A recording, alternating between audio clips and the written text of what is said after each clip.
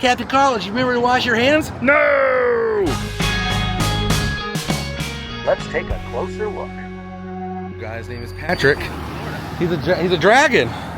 It's from, he's like Toothless from How to Train Your Dragon. I know. And this is where Adam said the boulevard starts with the Walk of Fame here, the Hollywood stars. Trying to find Paul Rubens, but you will not find Paul Rubens. You will only find Pee Wee Herman. And Pee Wee got his Walk of Fame star in 1988, July of 1988, a couple of months before I was born, and he was promoting Big Top Pee Wee. Paramount was promoting it, and they decorated the whole toy store with Big Top Pee Wee stuff.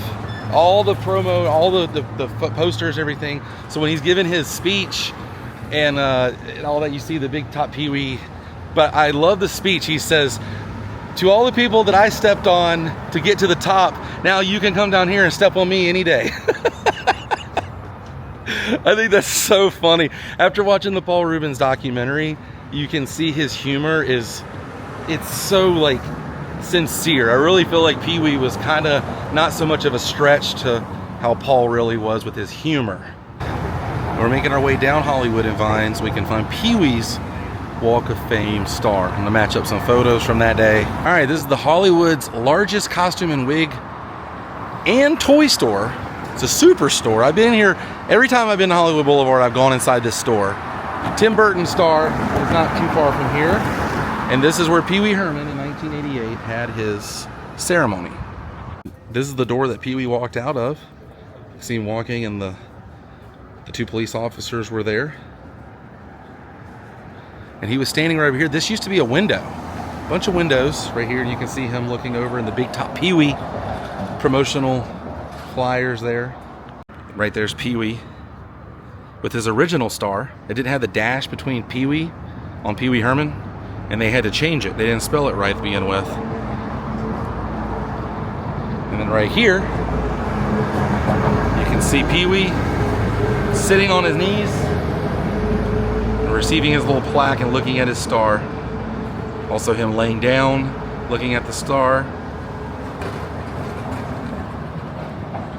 And then right here, this is the view of him at the podium talking. And he made the joke, I don't know which microphone to use.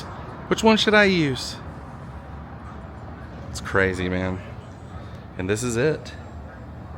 Pee Wee star right here. And it does say P-Wee on it now. And next to it is a little Pee Wee doll. Director. And look at that.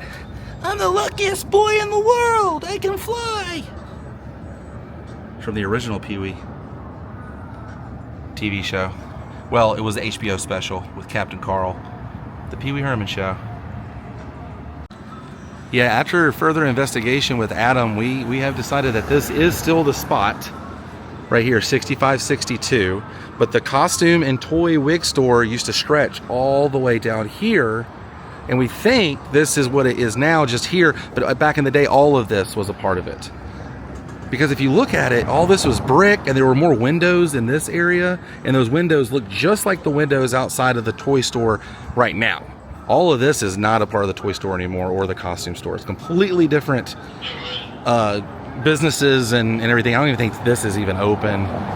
But Tim Burton star, I have to go back it's right down here. Other stuff on the boulevard around that time. And see what it looked like. 1988 was when Pee Wee got his star.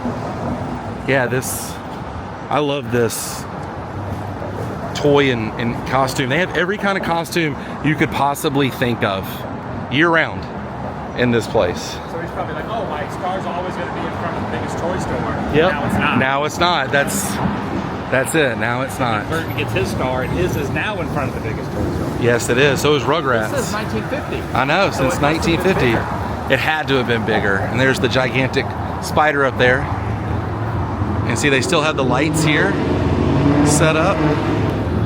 Yeah, Tim Burton's stars right here. I'm stepping over Rugrats right now and Norman Reedus to get Tim Burton, and catty corner from him is Jamie Lee Curtis, Scream Queen herself, and they always have Michael Myers stuff inside this this store. Check that out. Adam was here for this. Saul Burton himself. I can't believe that. And also, there's Phil Hartman, who co-wrote the character Pee-wee with Paul Rubens. He created that character with him. He was also Captain Carl. Captain Carl, did you remember to wash your hands? No! Now let's rewind from 88 to 85. 1985, August 1st, 1985, Pee-wee had his big premiere for Pee-wee's Big Adventure. And right up here is where he was standing, right over here. They've got this whole thing blocked off right now. They're doing a commencement ceremony today. AFI, Conservatory Commencement Ceremony. Somebody's probably getting their handprints done today, which is exciting. But you can see the photos of Pee-wee and E.G. Daily. So they got here, and he was interviewing everybody from David Lee Roth to Danny Elfman. The Fat Boys showed up. Pee-wee walked around and talked to the guests. One guy asked for some tickets. He was giving some people some popcorn. Mr. T showed up. Eddie Murphy showed up. He interviewed the Bengals, Steve Martin. It was insane. The movie premiered August 11th for the world, but it had its premiere here at the Chinese Theater in 1985. August 1st, 1985 was when they had the premiere. I can't believe I'm here in front of the Chinese Theater, and I'm not in Florida, but I don't know whose handprint's gonna be here. You cannot walk. There is a red carpet, but you cannot walk in the courtyard, which is a major bummer. Good thing I'm here for a few days. Behind these walls right here is where the Pee-wee character came to life, where Paul Rubens tried out so many different things and different acts and different bits, and there's so much history here. This is the Groundlings. If you're familiar with Second City with SNL people, this is basically that. It's a place where you can join like a comedy troupe and make it in this crazy place called Hollywood, and that's what Paul Rubens did. The Groundlings. And right across the street is the Groundlings School. Right there is the Groundlings School. That looks kind of new, but I can't believe it. Like this is it. Founded by Gary Austin in 1974. Wonder if they have anything of Paul Rubens on the inside, like an original photo or headshot. Yeah, this is crazy. I never thought I'd see this. And they have a Pee-wee here at the Groundlings. I had to stop off and see my good friend Pee-wee's house. This house belongs to one P.W. Herman. He lived here in 1985, and right across the street, Mr. Crabtree's house, and Pee-wee's basketball goal is still here after all these years. Wonder if his bike's still back there. I can't believe it. That's where he had the confrontation with Francis. I know you are, but what am I? I always have to come and see my friend Pee-wee's house when I'm in LA. And I had to put it on this video. 1848, Oxley, South Pasadena. Come out here, see it. Everyone needs to see it. Everyone needs to see this. I know you are, but what am I? And now we are in muggy, fresh rain on the ground, Florida. And Bo, I realized something when I was out in Hollywood on the courtyard of the Grauman's Chinese Theater, now the Turner Classic Theater. Paul Rubens never got a handprint there. He never had a handprint ceremony in Hollywood. He had one here, the Hollywood that never was and always will be. MGM Studios. I think he did one for his house. I saw in the documentary him doing some handprints, and it looked like he was doing them in the backyard. So maybe he did his own set of handprints and signature at his house. Who knows, Bo? But we're gonna go look at the handprints here, because I feel like it needs to be seen, because those handprints are now a thing of Hollywood history, right? And while we were in Burbank area, we went to eat at El Coyote, and I noticed a building over here as we went over to Quentin Tarantino's theater there, the New Beverly, and I was like, oh man, this is totally that building style at Disney's Hollywood Studios. It's right here, straight ahead. That's it.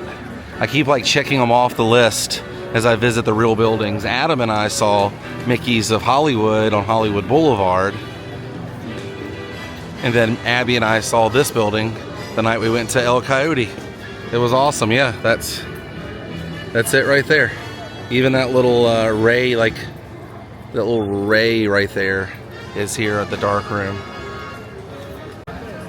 And we went to the real Max Factor building and Mel's. We didn't eat at Mel's, but we went inside just the other day. So crazy. I love this. I wish we could walk back in there, Abby, and see the Max Factor Museum again. That was really cool. I Hollywood enjoyed Museum. doing that. I did too. Yeah. Definitely have to do it again next time we visit Hollywood Land, which is very soon. Wink, wink. And I wonder if we time traveled back to the year 1989 or 1990, if they would have had a Pee-wee bow tie right here on display, you know? Well, I'm happy to report that the little arch here has not gone away yet. It is funny.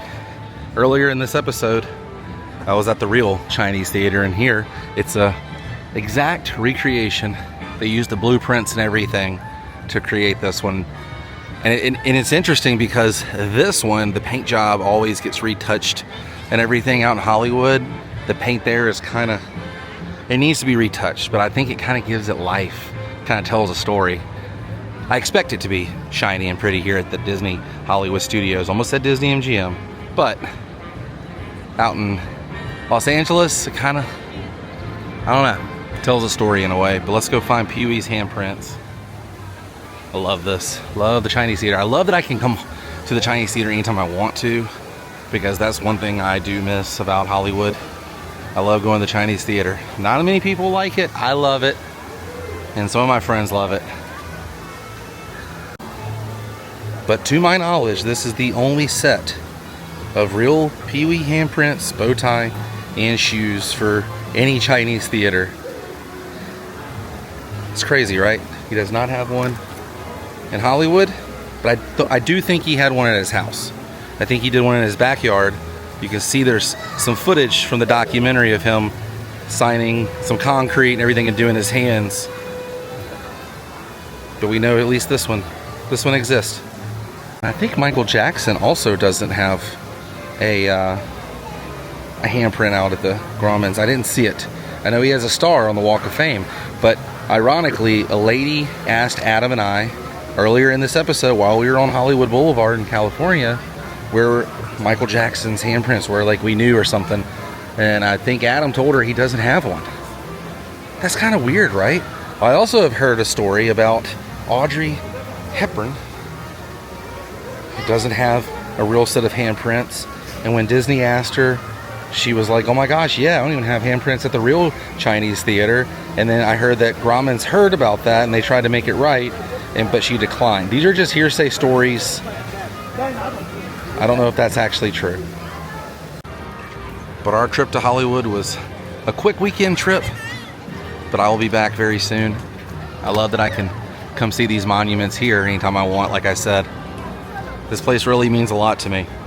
And I hope that you guys understood that through my other episodes while I was in the real Hollywood. That place to me that's everything. I love the history. I love the rich history. I hope I can deliver more of that here on the channel.